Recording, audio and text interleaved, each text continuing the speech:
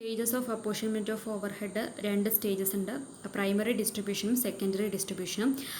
അതിൽ പ്രൈമറി ഡിസ്ട്രിബ്യൂഷനിൽ വരുന്നത് എന്താണെന്ന് വെച്ചാൽ when overheads are apportioned to all departments, എല്ലാ ഡിപ്പാർട്ട്മെൻറ്റ്സിനും ഈക്വലായിട്ട് അപ്പോർഷൻ ചെയ്യാം.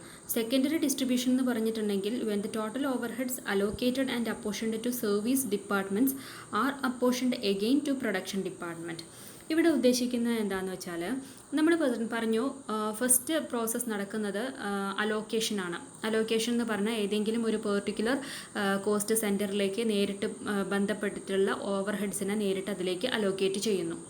ഇനി അത് കഴിഞ്ഞാൽ അപ്പോർഷൻമെൻറ്റ് നടക്കുന്നു. ഈ അപ്പോർഷൻമെൻറ്റ് എന്ന് പറഞ്ഞിട്ടുണ്ടെങ്കിൽ നമുക്ക് ഒരു പെർട്ടിക്കുലർ ഡിപ്പാർട്ട്മെൻറ്റിലേക്ക് ഉള്ള ഓവർഹെഡ്സിനെ ഐഡൻറ്റിഫൈ ചെയ്യാൻ പറ്റാതെ വരുന്ന സാഹചര്യത്തിൽ നമ്മൾ ഏതെങ്കിലും ഒരു ബേസ് യൂസ് ചെയ്തുകൊണ്ട് എല്ലാ ഡിപ്പാർട്ട്മെൻറ്റുകളിലേക്കും ഒന്നുകിൽ ഈക്വലായിട്ട് അല്ലെങ്കിൽ ആ പ്രൊപ്പോർഷനേറ്റ്ലി നമ്മൾ ഡിവൈഡ് ചെയ്തു കൊടുക്കുന്നു. അതാണ് പ്രൈമറി ഡിസ്ട്രിബ്യൂഷൻ എന്നുള്ളത് ഉദ്ദേശിക്കുന്നത്. പ്രൈമറി ഡിസ്ട്രിബ്യൂഷൻ കഴിഞ്ഞിട്ടുണ്ടെങ്കിൽ അവിടെ തീരുന്നില്ല. കാരണം ഇവിടെ നമ്മൾ എല്ലാ ഡിപ്പാർട്ട്മെൻറ്റിലേക്കും അപ്പോർഷൻ ചെയ്ത് കൊടുക്കുക എന്ന് പറയുമ്പോൾ പ്രൊഡക്ഷൻ ഡിപ്പാർട്ട്മെൻറ്റുകളും സർവീസ് ഡിപ്പാർട്ട്മെൻറ്റുകളും ഉൾപ്പെടും. നമ്മൾ പറഞ്ഞിരുന്നല്ലോ, മെയിനായിട്ട് ഏതൊരു മാനുഫാക്ചറിങ് ഫേമിലും രണ്ട് ഡിപ്പാർട്ട്മെൻറ്റുകളാണുള്ളത്, പ്രൊഡക്ഷൻ ഡിപ്പാർട്ട്മെൻറ്റും സർവീസ് ഡിപ്പാർട്ട്മെൻറ്റും. പക്ഷേ നമുക്ക് ഈ സർവീസ് ഡിപ്പാർട്ട്മെൻറ്റ് എന്ന് പറഞ്ഞാൽ പ്രൊഡക്ഷൻ ഡിപ്പാർട്ട്മെൻറ്റിന് ആവശ്യമായിട്ടുള്ള എല്ലാ സഹായങ്ങളും ചെയ്തു കൊടുക്കുന്ന ഡിപ്പാർട്ട്മെൻറ്റുകൾ എന്നുള്ള ഉദ്ദേശമേ ഉള്ളൂ ഇവിടെ, സർവീസ് ഡിപ്പാർട്ട്മെൻറ്റ്. അപ്പോൾ ഈ സർവീസ് ഡിപ്പാർട്ട്മെൻറ്റുകളിലേക്ക് അലോക്കേറ്റ് ചെയ്ത് കൊടുത്തിട്ടുള്ള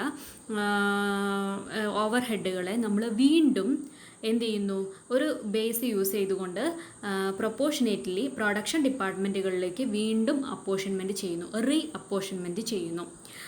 അതിനെയാണ് സെക്കൻഡറി ഡിസ്ട്രിബ്യൂഷൻ എന്ന് പറയുന്നത്. ഓക്കെ, അപ്പോൾ നമ്മൾ മെയിനായിട്ട് ഞാൻ പറഞ്ഞല്ലോ 3 സ്റ്റേജസ് ആണുള്ളത്. 3 സ്റ്റേജസിൽ അലോക്കേഷൻ, അത് കഴിഞ്ഞ് അപ്പോർഷൻമെൻറ്റ് കഴിഞ്ഞ മൂന്നാമത്തെ stage apportionment of overhead of service department എന്ന് പറയുന്നത് എന്താണ്, നമ്മൾ ഓവർഹെഡിൻ്റെ കേസിൽ പറയുമ്പോൾ 4 സ്റ്റേജസ് ഉള്ളതിൽ 4ാമത്തെ സ്റ്റേജാണ്. പറഞ്ഞത് ഓർക്കുന്നുണ്ടാകും.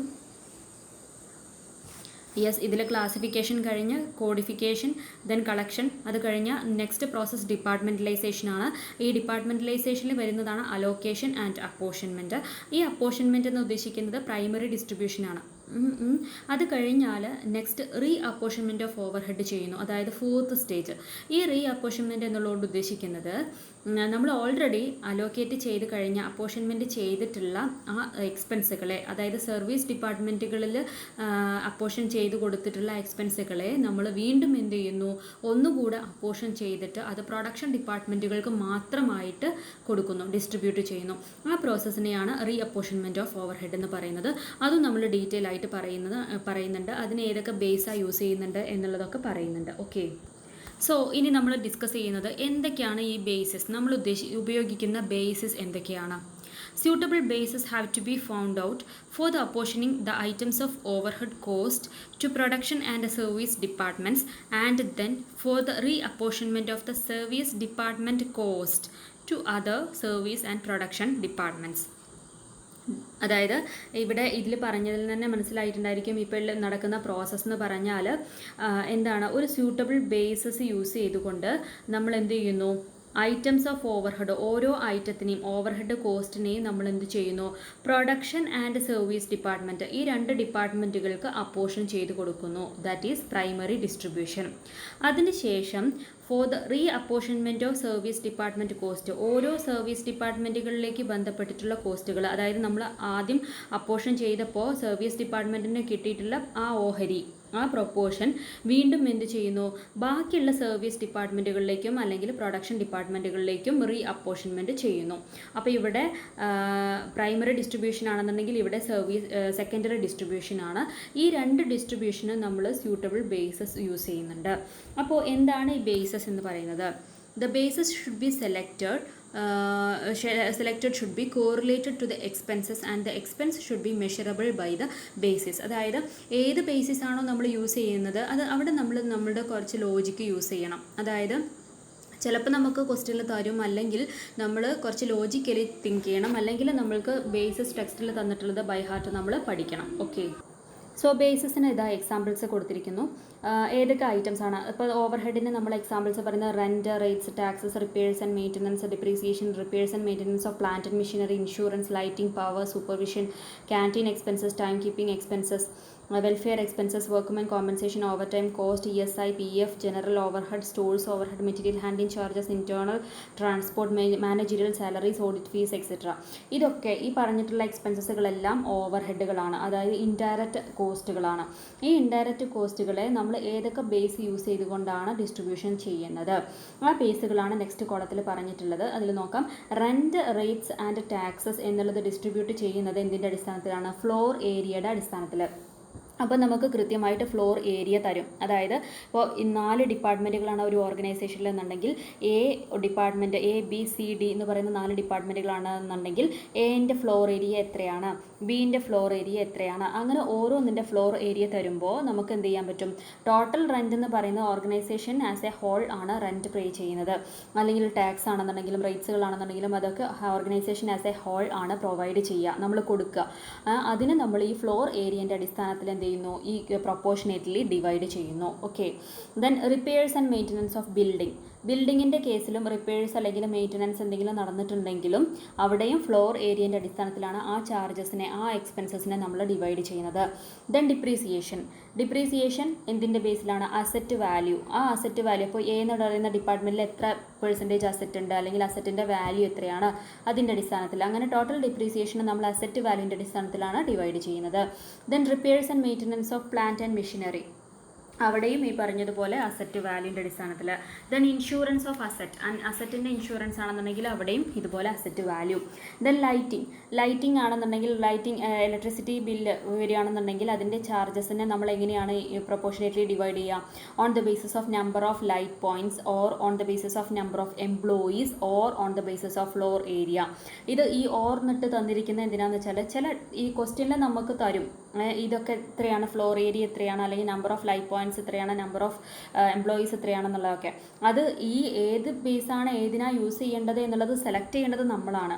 ഇപ്പോൾ സപ്പോസ് ഒരു ക്വസ്റ്റ്യനിൽ നമുക്ക് ലൈറ്റിങ്ങിന് എക്സ്പെൻസ് തന്നിട്ടുണ്ട്, പക്ഷേ നമ്പർ ഓഫ് എംപ്ലോയീസേ തന്നിട്ടുള്ളൂ എന്ന് വിചാരിക്കുക. നമ്പർ ഓഫ് ലൈറ്റ് പോയിൻറ്റ്സ് തന്നിട്ടില്ലെങ്കിൽ നമ്മൾ നമ്പർ ഓഫ് എംപ്ലോയീസ് യൂസ് ചെയ്തുകൊണ്ട് എന്ത് ചെയ്യുന്നു? അതിനെ പ്രൊപ്പോർഷനേറ്റ്ലി ഡിവൈഡ് ചെയ്യുന്നു. ഇപ്പോൾ പോട്ടെ ഫ്ലോർ ഏരിയ തന്നിട്ടുണ്ടെങ്കിൽ നമ്മൾ ഫ്ലോർ ഏരിയൻ്റെ ബേസിൽ, അതല്ല നമ്പർ ഓഫ് ലൈറ്റ് പോയിൻറ്റ്സ് തന്നിട്ടുണ്ടെങ്കിൽ നമ്മൾ അതാണ് യൂസ് ചെയ്യുക. അപ്പോൾ ഏതാണോ ഇതിൽ 3 വന്നിട്ടുണ്ടെങ്കിലും സെലക്ട് ചെയ്യുകയാണെന്നുണ്ടെങ്കിൽ കുഴപ്പമില്ല, നമ്മൾ ആൻസർ തെറ്റില്ല. ഓക്കെ. ദെൻ പവർ പറയുകയാണെങ്കിൽ HP ഓഫ് മെഷീൻ, അല്ലെങ്കിൽ HP ഇൻറ്റു ഹവേഴ്സ്, അല്ലെങ്കിൽ കിലോ വാട്ട് അവർ. എന്താണോ ഇതൊക്കെ ഇതിൽ 3 ഏതെങ്കിലും ഒന്ന് തന്നിട്ടുണ്ടെങ്കിൽ അത് യൂസ് ചെയ്തിട്ട് പവറിനെ നമ്മൾ ഡിവൈഡ് ചെയ്യാം. ദെൻ സൂപ്പർവിഷൻ ആണെന്നുണ്ടെങ്കിൽ നമ്പർ ഓഫ് വർക്കേഴ്സിൻ്റെ ബേസിൽ, canteen expenses number of workers, time keeping expenses number of workers. Then welfare expenses number of workers, workmen compensation എന്ന് പറയുന്നത് നമ്പർ ഓഫ് വർക്കേഴ്സ്, അല്ലെങ്കിൽ നമ്പർ ഓഫ് വർക്കേഴ്സ് തന്നിട്ടില്ലെങ്കിൽ ഡയറക്റ്റ് വേജസ് എന്തായാലും question ഉണ്ടായിരിക്കുമല്ലോ. അപ്പോൾ അതിൻ്റെ ബേസിൽ നമ്മൾ വർക്ക്മെൻ കോമ്പൻസേഷൻ ഡിവൈഡ് ചെയ്യാം. Then overtime cost direct labour hours. Then ESI, PF etcetera direct wages. General overheads direct wages. Stores overhead, value of direct material handling charges, weight അല്ലെങ്കിൽ numbers, മെറ്റീരിയലിൻ്റെ weight അല്ലെങ്കിൽ number അതൊക്കെ തന്നിട്ടുണ്ടായിരിക്കും. Internal transport technical estimate, managerial salaries technical estimate, audit fees on the basis of sales ആണ്. അപ്പോൾ ഇതാണ് base. ഓരോ overhead എക്സ്പെൻസസിൻ്റെയും base ആണ് നമുക്ക് തന്നിട്ടുള്ളത്. ഈ ബേസുകൾ നിങ്ങൾ കൃത്യമായിട്ട് പഠിച്ചു വയ്ക്കാം, ഏത് ബേസാണ് നമ്മൾ യൂസ് ചെയ്യേണ്ടത് എന്നുള്ളത്. പിന്നെ നമ്മൾ കുറച്ചൊക്കെ നമ്മൾ ലോജിക്കലി നമ്മൾ തിങ്ക് ചെയ്തിട്ട് ചെയ്യാൻ വേണ്ടി നോക്കാം. ഓക്കെ. ഇനി ഇത് ബേസ് ചെയ്തിട്ടുള്ള ഒരു പ്രോബ്ലം നമുക്ക് ഡിസ്കസ് ചെയ്യാം. ഓക്കെ, ഈ എക്സാമ്പിൾ നോക്കാം. Kairali limited has 5 departments A, B, C, D and E. Of these, A, B and C are production department and D and E are service department. The overhead expenses incurred during the year 2018 are as follows. അപ്പോൾ നമുക്ക് overhead എക്സ്പെൻസസുകൾ 1 by 1 ആയിട്ട് തരും. അതായത് total ആ കമ്പനിയുടെ ആ ഫാക്ടറിയുടെ total overhead expenses ആണ് ഈ തന്നിരിക്കുന്നത്. ഇനി നമ്മളോട് പറഞ്ഞിരിക്കുന്നത് എന്താണെന്ന് വെച്ചാൽ apportion the cost to departments after taking into account the following further data. അപ്പോൾ നമുക്ക് തന്നിട്ടുള്ള ഫർദർ ഡാറ്റയാണ് ഇത്. അതായത് ഈ 5 ഡിപ്പാർട്ട്മെൻറ്റുകളുടെയും ചില കാര്യങ്ങളിലുള്ള സെഗ്മെൻറ്റേഷൻ നമുക്ക് തന്നിട്ടുണ്ട്. അതായത് ഏരിയ എത്രയാണെന്ന് തന്നിട്ടുണ്ട്, നമ്പർ ഓഫ് എംപ്ലോയീസ് തന്നിട്ടുണ്ട്, value of asset other than building തന്നിട്ടുണ്ട്, നമ്പർ ഓഫ് ലൈറ്റ് പോയിൻറ്റ്സ് തന്നിട്ടുണ്ട്, horse power of machines HP of machine തന്നിട്ടുണ്ട്, then value of material consumed തന്നിട്ടുണ്ട്. അപ്പോൾ ഇതിൻ്റെ അടിസ്ഥാനത്തിൽ അപ്പോൾ ഏതൊക്കെ ഐറ്റത്തിന് നമ്മൾ ഏതൊക്കെ ബേസ് യൂസ് ചെയ്യണം എന്നുള്ളത് നമ്മൾ പഠിച്ചു വെച്ചിട്ടുണ്ടായിരിക്കണം. അപ്പോൾ അതിൻ്റെ അടിസ്ഥാനത്തിൽ നമ്മൾ എന്ത് ചെയ്യുക, ഇതിനെ അപ്പോർഷൻ ചെയ്യാം. ഓക്കെ, അപ്പോൾ നമ്മൾ ഈ ക്വസ്റ്റ്യനിൽ റെൻറ്റ് എന്ന് പറയുന്ന എക്സ്പെൻസ് എന്ത് ബേസിലായിരിക്കും നമ്മൾ എടുക്കുക? റെൻറ്റ് എന്ന് പറയുന്നത് ഏരിയയുടെ അടിസ്ഥാനത്തിലാണ്. അതായത് ഏരിയ ആയിരിക്കണം അതിൻ്റെ ബേസ് പോയിൻ്റ് എന്ന് പറയുന്നത്, area. Then depreciation of building, അതും നമ്മൾ ഏരിയ ആണ് എടുക്കുക. Then depreciation of other asset ആണെന്നുണ്ടെങ്കിൽ നമുക്ക് വാല്യൂ ഓഫ് അസറ്റ് തന്നിട്ടുണ്ട്, other than building value of asset തന്നിട്ടുണ്ട്. അപ്പോൾ അതാണ് നമ്മൾ ബേസ് ആയിട്ട് എടുക്കേണ്ടത്. ദെൻ ഇൻഷുറൻസ് ഓഫ് ബിൽഡിംഗ്, അതും നമ്മൾ ഏരിയ ആണ് യൂസ് ചെയ്യുന്നത്. ദെൻ ഇൻഷുറൻസ് ഓഫ് പ്ലാന്റ് നമ്മൾ വാല്യൂ ഓഫ് ദി അസറ്റ് ആണ് യൂസ് ചെയ്യുന്നത്. ദെൻ റേറ്റ് ആൻഡ് ടാക്സസ്, അതും ഏരിയ ആണ് യൂസ് ചെയ്യുന്നത്. ദെൻ ലൈറ്റിംഗ് നമുക്ക് നമ്പർ ഓഫ് ലൈറ്റ് പോയിൻറ്റ്സ് തന്നിട്ടുണ്ട്, അപ്പോൾ അതാണ് യൂസ് ചെയ്യുന്നത്. Then power HP of machines തന്നിട്ടുണ്ട്. Then stores overhead value of the material consumed തന്നിട്ടുണ്ട്, അതാണ് യൂസ് ചെയ്യുന്നത്. ദെൻ സബ്സിഡി ടു ക്യാൻറ്റീൻ എന്ന് പറയുന്നത് നമ്പർ ഓഫ് എംപ്ലോയീസ് തന്നിട്ടുണ്ട്. സോ ഈ ബേസിസ് യൂസ് ചെയ്തിട്ട് നമ്മൾ അപ്പോർഷൻ ചെയ്യണം. ഓക്കെ, സോ ഇതിൻ്റെ ആൻസർ ഇങ്ങനെയാണ് എഴുതേണ്ടത്. നമ്മൾ ഹെഡിങ് പ്രൈമറി ഡിസ്ട്രിബ്യൂഷൻ കൊടുക്കുക. ദെൻ ഐറ്റംസ് എന്ന് പറയുന്നൊരു കോളം, ദെൻ ബേസ്, ഏതാണ് ബേസ് യൂസ് ചെയ്യേണ്ടതെന്നുള്ളൊരു കോളം, ദെൻ ടോട്ടൽ. ഈ ടോട്ടൽ ക്വസ്റ്റ്യനിൽ നമുക്ക് തന്നിട്ടുണ്ട്. അപ്പോൾ ഇത്രയും ഐറ്റംസ് നമുക്ക് ക്വസ്റ്റ്യനിൽ തന്നിട്ടുണ്ട്. അപ്പോൾ അത് ബേസ് ചെയ്തിട്ട് നമ്മൾ ABCDE 5 ഡിപ്പാർട്ട്മെൻറ്റുകളെ നമ്മൾ ഡിവൈഡ് ചെയ്യുന്നു. അതിൽ 3 ഡിപ്പാർട്ട്മെൻറ്റുകൾ പ്രൊഡക്ഷൻ ഡിപ്പാർട്ട്മെൻറ്റാണ്, 2 സർവീസ് ഡിപ്പാർട്ട്മെൻറ്റുകളാണ്.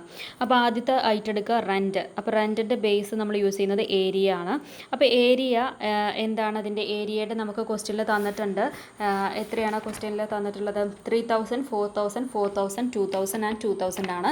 സോ അതിന് നമുക്ക് പ്രൊപ്പോർഷനേറ്റ്ലി കാണുകയാണെങ്കിൽ 3:4:4:2:2. അപ്പോൾ നമുക്ക് 12, 13, 15, അതായത് അപ്പോൾ ഓരോ ഐറ്റത്തിന് നമ്മൾ ടോട്ടൽ 10,800 ആണ് വരുന്നത്.